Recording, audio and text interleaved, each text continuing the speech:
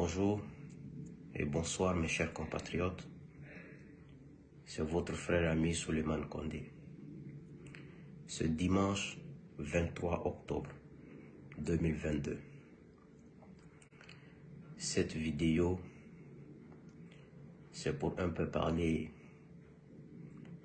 mon observation de la société guinéenne et dire aux Guinéens, n'est pas agriculteur qui veut, n'est pas éleveur qui veut, n'est pas pêcheur qui veut. J'ai observé notre société guinéenne. C'est une société d'émotions, certes, mais je pense que malgré nos défauts, malgré tout ce qu'on peut se dire concernant des mauvais caractères, mais nous sommes, dès qu'un Guinéen voit un Guinéen, quelle que soit son ethnie, mais qui exprime la vérité, qui défend la vérité et qui aime la vérité, automatiquement il a la sympathie de tous les Guinéens, de toute ethnie confondue. J'ai beaucoup observé cela. Cela veut dire qu'en général, nous avons soif d'avoir des hommes honnêtes. Nous avons soif d'avoir des hommes sincères. Nous avons soif d'avoir des hommes qui respectent leur engagement. Et j'ai beaucoup observé ces choses pendant ces dernières années en Guinée. Et c'est pour cela aujourd'hui, l'exemple est sur Gassama Diaby. Toutes les ethnies confondues l'aiment. Quel que soit son défaut, Gassama n'est pas parfait. Mais quand il s'exprime, tu sens la sincérité en lui. Et c'est pour cela que toutes les ethnies de la Guinée l'adorent. C'est comme M. Sobobaka de la Suisse, qui est aussi un modèle pour moi. Les gens l'adorent et toutes ethnies confondues.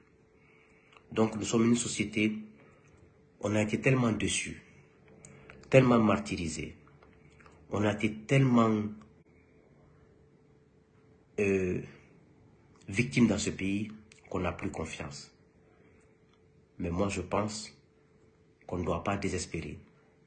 Il y a des Guinéens qui ont le sang noble. Il y a des Guinéens qui sont nés pour faire du bien. Ne désespérons pas.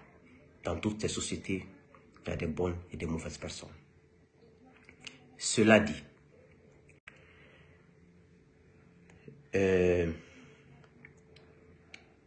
j'ai vu hier que le président de la transition, le colonel Mamadi Doumbouya, s'est fait une publicité sur la page de la présidence de la transition par rapport au chant qu'il a, un chant qu'il a obtenu ou qu'il vient d'obtenir. Et ça m'a fait sourire. Ça m'a fait sourire, mais pas dans le bon sens, parce que je l'ai vu dans un tracteur. Je prends cela comme de la propagande, comme du populisme. Aujourd'hui, nous sommes face à une crise. Quelle est la cause de la crise guinéenne actuelle, de la transition? Parce que les militaires qui sont en place ont deux approches. Soit ils s'éternisent au pouvoir jusqu'au temps voulu, soit ils arrivent à éliminer les grands leaders politiques pour présenter leur candidat et amener celui-ci au pouvoir. Ils ont les deux options là sur la table. C'est ce qui fait la crise actuelle, politique actuelle de la Guinée. Et quand il y a une crise politique dans un pays, ça affecte l'économie, ça affecte le social et ça paralyse tout. Voici la vraie raison. Si les militaires de la transition actuelle de la Guinée avaient montré une volonté d'abandonner le pouvoir, de faire juste ce qu'il faut faire pendant une transition, sécuriser les recettes,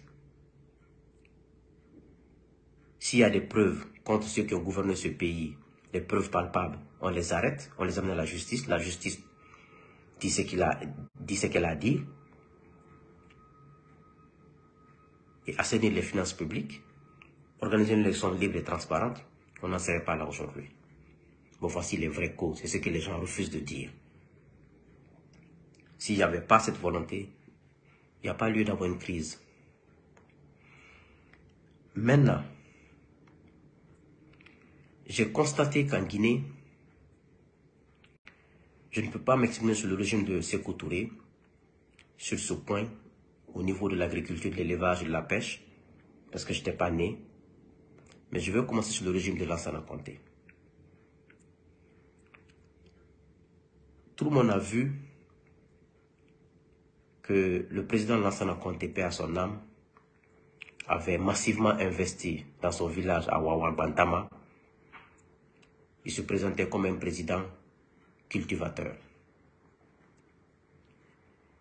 Son ministre de l'Agriculture d'alors, Jean-Paul Sarr, qui vit toujours, peut témoigner. On ne peut pas estimer, ou même si on estime, ce sera des milliards et des milliards investis dans l'agriculture dans son village. Ça aboutit à quoi? Zéro.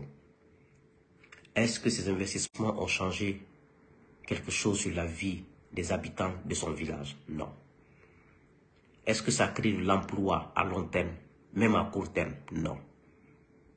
Peut-être à court terme ça a créé, mais à moyen terme non, à long terme non. Normalement, tous les milliards de francs guinéens investis dans ce champ devaient créer de l'emploi, devaient nourrir au moins la population de la Basse-Côte, au moins 20, même 10 ou 20%. Pourquoi je commence l'exemple par le général Lansana Conté? Parce que j'ai constaté une chose dans notre pays, en Guinée. Nos gouvernants sont trop démagogues. Ils pensent tromper, ils se mentent eux-mêmes, ils mentent à la population, ils se trompent eux-mêmes. N'est pas agriculteur qui veut, n'est pas éleveur qui veut, et n'est pas pêcheur qui veut. Il y a des familles, de grands-pères, de père en fils, qui sont des éleveurs, qui sont des agriculteurs, qui sont des pêcheurs. Les milliards que le général Lansana Conté avait investis dans son agriculture à Wawa, il n'est pas un agriculteur, il est un simple militaire. S'il avait investi ceci dans les capacités de production de ceux qui ont l'agriculture dans l'ADN, la pêche dans l'ADN, l'élevage dans l'ADN, ça allait augmenter la production en riz en Guinée et ça allait diminuer nos importations et ça allait augmenter la production de l'élevage en Guinée. Regardez aujourd'hui, 1 kilo de viande en Guinée, 75 000 francs guinéens. Il y a des familles qui peuvent faire 6 mois sans manger de la viande parce que c'est hors de prix.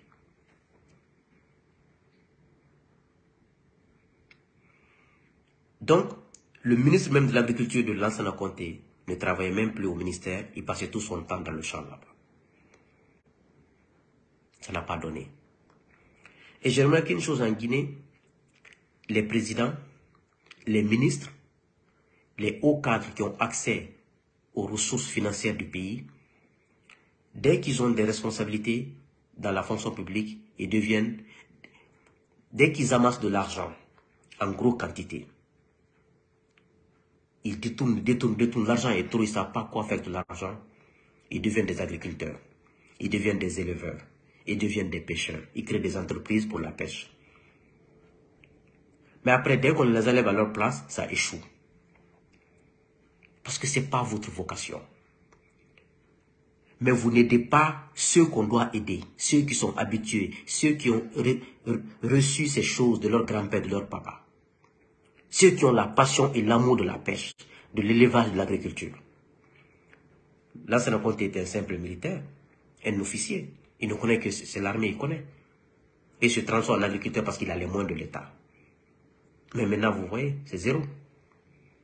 S'il avait investi dans une structure bien organisée, ces milliards de francs guinéens, ça allait beaucoup améliorer aussi la production en riz en Guinée. Et la Basse-Côte allait au moins avoir 20 à 10% de sa population se nourrir dans de bonnes conditions. Les ministres de Comté, tu entends, les ministres disent, j'ai 100 têtes de bœuf, moi je suis un bon éleveur, avec l'argent public. Mais dès qu'ils quittent à leur place, ils ne peuvent pas entretenir. Parce que des vrais agriculteurs, des vrais éleveurs, des vrais hommes qui font la pêche, qui sont dans l'ADN, eux, ils vont à la banque, ils prennent de l'argent à crédit, ils investissent, ils travaillent, ils remboursent la banque. Ça, c'est des gens qui vont à long terme. Donc, ça sert à quoi? Toujours, quand un régime vient, pour tromper la population, ils se font agriculteurs, ils se font éleveurs. Voici pourquoi je m'indigne quand j'ai vu la photo de Doumbouya. Conté a fait 24 ans au pouvoir. Ce que Conté n'a pas pu faire. Je crois que quand le régime de Alpha Condé est venu, il y a beaucoup de ministres d'Alpha Condé qui se transforment aussi en éleveurs, en agriculteurs. Tu entends, j'ai un champ avec l'argent public. Toi, tu n'as jamais été agriculteur. Tu as passé ton temps dans les bureaux et dans les trucs. Tu te transformes en agriculteur parce que tu as l'argent public. Et puis l'argent volé surtout. Et aujourd'hui, cette transition se transforme. Je vois Doumbouya avec son tracteur. Qu'est-ce que Doumbouya connaît? C'est de tirer l'arme. C'est de prendre l'arme et tirer et faire le combat. Il n'est pas un agriculteur. Il va prendre l'argent public. Il va investir dans ce champ. Le jour où il ne sera plus au pouvoir, le champ là va s'écrouler. Va se gâter. Pourquoi ne pas investir avec les familles traditionnelles de l'agriculture? Investir, les former, les donner les matériels pour augmenter les capacités de production en riz et en tout, pour que nous diminuions notre dépendance des autres pays. Pourquoi ne pas mettre une bonne politique agricole, une bonne politique d'élevage? Ça crée tellement d'emplois. Mais celui qui vient prendre l'argent public va créer son propre champ. Quand il ne sera plus au pouvoir, quand il ne sera plus ministre ou directeur, le champ là est foutu. Donc quand j'ai vu ça, ça m'a fait rire, ça m'a fait pitié, ça m'a fait truquer. On voyait les photos de l'ancien Conté partout. Il est arrêté en ses champs. On a fait ça de la publicité, de la démagogie. C'est la même démagogie qui continue jusqu'au temps de Doumbouya. Un jour, j'ai appris dans un des... Il y a même un ministre de l'économie et des finances de l'ancien Conté qui avait aussi un champ, qui est venu aux États-Unis, qui a acheté beaucoup de 4x4 pick-up américains, qui a amené dans son champ. Regardez des milliards de francs guinéens gâtés. Si tu demandes à ce ministre de l'économie et des finances aujourd'hui, il va te dire que son champ ne fonctionne plus. Voici ce qui me fait peur, ce qui me cœur en Guinée. On aime se mentir. On aime se tromper. On aime penser qu'on est plus béni que les autres. Ce que les autres ont fait, ils ont échoué. Parce qu'ils n'avaient ni la capacité, ni l'expérience, ni l'expertise pour faire ce travail. Eux, ils répètent la même chose en pensant que les autres étaient des maudits. Eux, ils sont bénis. J'ai vu Doumbouya aujourd'hui, encore j'ai vu son premier ministre, que lui, il a un champ. Parce que j'ai vu dans un de leurs comptes rendus un jour, Doumbouya a demandé à tous ses ministres d'avoir une plantation. On n'invente pas ces choses-là.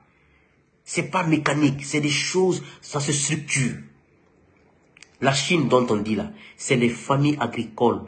La Chine finance ces gens, on les éduque, on les forme, donne de l'argent, des matériels. C'est eux qui cultivent, ils viennent, chaque année on augmente leur capacité de production.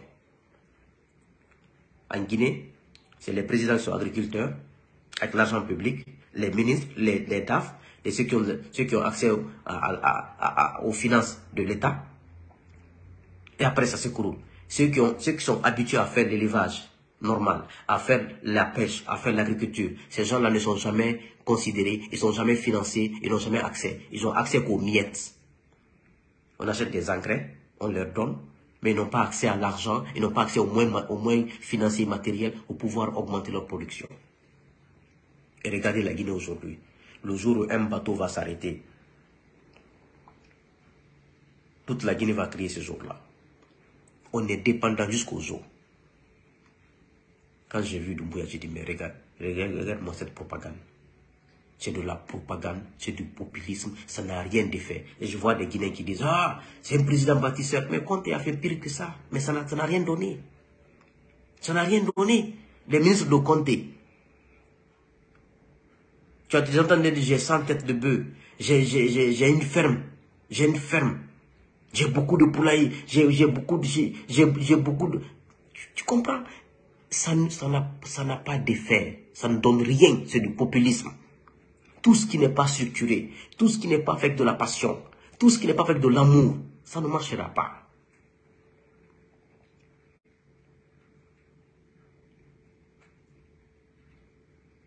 C'est-à-dire cette transition de Doumbouya n'a même plus de tête ni de queue. Ces gens-là ne savent même pas où ils vont.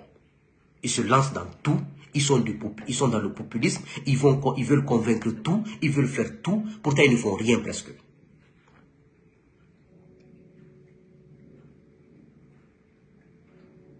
C'est dommage, c'est malheureux quoi. C'est malheureux.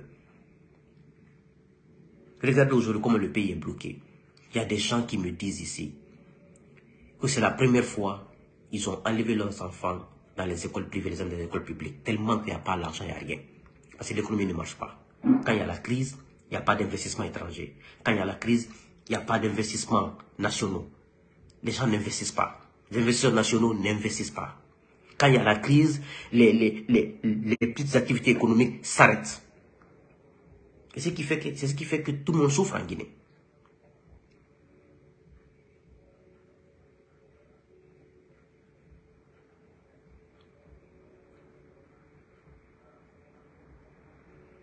Et d'abord, c'est ce qui un message aussi que je vais lancer à Doumbouya par rapport à cette récupération du bien de l'État. Comme il en a fait sa priorité, sans respecter la forme, sans respecter les choses, en partant, en enlevant des gens dans leur maison, ceux qui ont fait 40 à 50 ans dans leur maison, des fonctionnaires qui n'ont même pas où aller.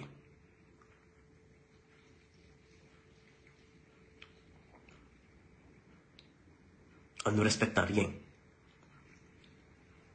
Je veux un peu lui expliquer l'incohérence et dans laquelle il se trouve. Lui, Doumbouya, il est venu. Les décrets de Lansana Conté, les décrets de Sékou Touré presque, parce que ça a fait des tollés. Il a laissé les gens de Sékou Touré dans leur maison, les enfants dignitaires de Sékou, et les familles de dignitaires de Sékou. C'est parce qu'ils étaient prêts à les sortir de leur maison, parce qu'il y a eu des tollés. Il remet en cause le décret de Lansana Conté, les décrets d'Alpha Condé, dans l'octroi des biens de l'État et autres. Pourtant, ces présidents-là, quelle que soit leur erreur, quel que soit leur défaut, ces gens-là ont été élus même une fois par la population guinéenne. Quelle que soit la manière. Et toi, un président illégal et légitime, il vient, il veut remettre tout ça en cause. Et lui, aujourd'hui, il prend les voitures de l'État, il donne à des particuliers. Il n'a ni la légitimité ni la légalité. Le jour où il ne sera pas là, on va dire à ces gens, ramenez ces voitures, ce n'est pas à vous. Parce que celui qui vous a donné n'était ni légitime ni légal. Voici un peu, quand tu fais des choses, pense à toi. Les présidents légaux et légitimes ont fait des cadeaux, ont fait des décrets, ont pris des décisions. Toi, tu remets ça en cause. Et toi, un président légitime et illégal, toi, tu viens, tu prends les voitures de l'État et tu donnes ça aux gens. On n'est pas contre ces gens. Ces gens-là, ils méritent leurs cadeaux.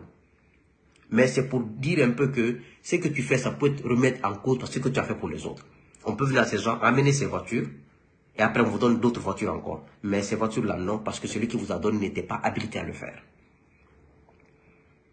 Les maisons et les terrains aujourd'hui que les ministres de cette transition et les hauts cadres s'accaparent, ils achètent, ils font parce qu'ils ont accès à l'argent public. Demain, le président qui viendra remettra tout en cause. C'est pour cela qu'il faut faire attention quand on est à la tête de l'État. Je ne vois pas de logique dans leurs actes. Je ne vois pas de cohérence. Même l'hectare qui s'est octroyé là, il y a même des conflits là-bas. Il y a même des conflits là-bas. Tous les terrains de la Guinée appartiennent à l'État. Mais c'est à l'État de classifier et de déclassifier. Donc, ce que je demande aux Guinéens, notre problème est facile à résoudre. Mais on manque, on n'a pas eu la chance d'avoir des hommes honnêtes, des hommes sincères, des hommes qui aiment ce peuple. On a eu des gens qui sont assoiffés de pouvoir, qui ne pensent qu'à eux-mêmes, qui sont égoïstes. C'est tout ce qu'on a eu à la tête de nos États. C'est ce qui fait que quand il y a un problème, on amène du côté ethnique pour cacher le vrai problème. Sinon, cette transition ne devrait pas aller de telle manière.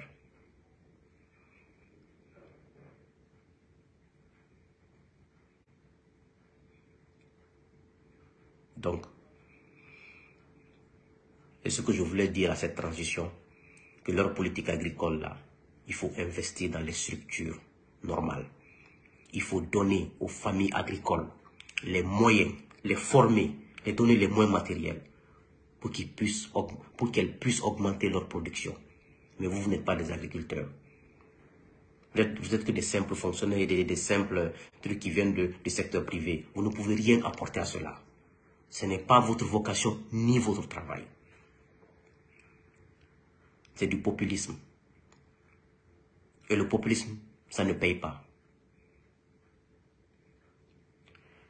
Et ce que j'aimerais préciser aussi avant de finir cette vidéo, d'autres qui vont regarder cette vidéo vont penser que Suleiman regrette le coup d'État du 5 septembre 2021. Je ne regrette pas. Quelles que soient les dérives de la transition actuelle, je ne regretterai jamais le coup d'État du 5 septembre 2021. Parce que ceux qui étaient là méritaient plus que ceux qui ont eu le 5 septembre. Moi, je ne recule pas et je ne crache pas pour ravaler. Je ne regrette pas, je ne regretterai jamais le coup d'État du 5 septembre 2021. Mais je refuse de laisser Doumbouya et ses hommes faire de la Guinée comme ils veulent. Parce que c'est mon droit et c'est mon devoir de m'opposer à l'inacceptable, de refuser la compromission et de refuser de consommer tout. Je n'envie pas Doumbouya, je ne suis pas jaloux de lui, parce que mon destin n'est pas dans ses mains. C'est pour cela que je n'ai jamais couru pour aller... Non. Donc, c'est ce que j'avais à dire comme précision, parce qu'il est important. C'est pour dire, ah, tu as supporté le coup d'État du 5 septembre, il ne fallait pas supporter. J'ai supporté le coup d'État du 5 septembre 2021 et je suis fier de le supporter. Et je ne regrette pas, je ne regretterai jamais. Quel que soit le mauvais comportement de ces gens. Mais ce que je vais dire à la junte au pouvoir, vous êtes sur un mauvais chemin. Si vous ne changez pas, le pourcentage pour que vous soyez devant les tribunaux après cette transition est très élevé. Vous avez fait trop de dégâts. Et ça va vous rattraper. On est déjà à 17 morts civiles.